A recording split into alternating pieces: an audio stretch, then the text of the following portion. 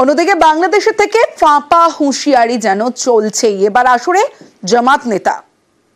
এটা কিন্তু ভারতের গুজরাট নয়, কথা বলেন, এটা কিন্তু ভারতের গুজরাট নয়, এটা কিন্তু সিকিম নয়, এটা কিন্তু কাশ্মীর নয়, এটা কিন্তু হায়দ্রাবাদ নয়, এটা 14 কোটি মুসলমানের জন্মভূমি, কিনা বলে। এখানে যদি কেউ কোনো সময় গৌর গোবিন্দের ভূমিকা পালন করতে চাও, আমরাও শাহজালালের সন্তানেরা বসে থাকবো না।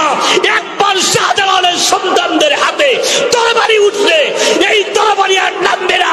এই 56,000 বর্গ মাইলে একটা হিন্দু থাকতে দেওয়া হবে না, হবে না, হবে না। বাংলাদেশে ভারত বিদ্বেষ চরমে। ভারতীয় মৎস্যজীবীদের উপর অকথ্য অত্যাচার। বাংলাদেশের কোস্টগার্ডের বিরুদ্ধে অত্যাচারের অভিযোগ। বিবস্ত্র করে ভারতীয় মৎস্যজীবীদের বেধড়ক মারধর দেওয়া হয়, আর বেধড়ক মারধর করে তোলা হয় ছবি। বাংলাদেশের জেলে মৎস্যজীবীদের মার, বাকি কয়েদিদেরও। অত্যাচারের অভিযোগ ঘরে ফেরা মৎস্যজীবীদের।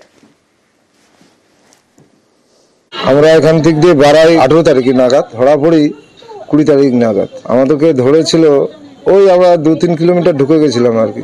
ওখান থেকে নেভি ফোর্স ধরে তো আমাদের লোকজনকে মারধর করে, মোবাইল টোবাইল নিয়ে নেয়। তারপর জেটিতে গিয়ে মাছ টাছ তুলে আমাদেরকে শীতের সময় আমাদেরকে উলঙ্গ করে রাখা হয়, ছবিও তোলা হয়।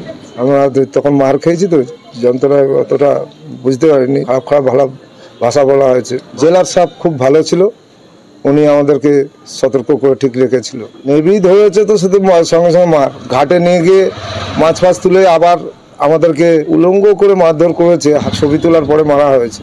16 জন মৎস্যজীবী ছিল। সবার সঙ্গে এরকম করে? হ্যাঁ, সবার সঙ্গে।